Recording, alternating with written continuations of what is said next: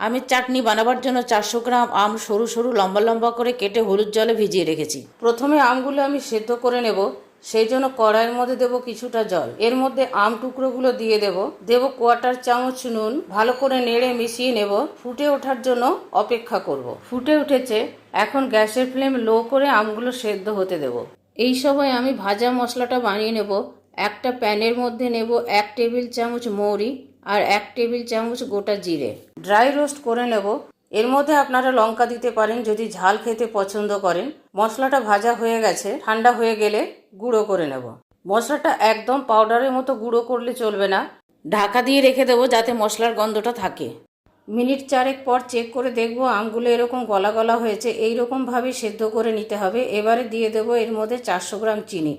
চিনিটা আমের টক অনুযায়ী দিতে হবে। চিনিটা ভালো করে মিশে গেলে দিয়ে দেবো কাজু বাদাম আর কিশমিশ। 1.5 চামচ গুঁড়ো মশলা দেবো।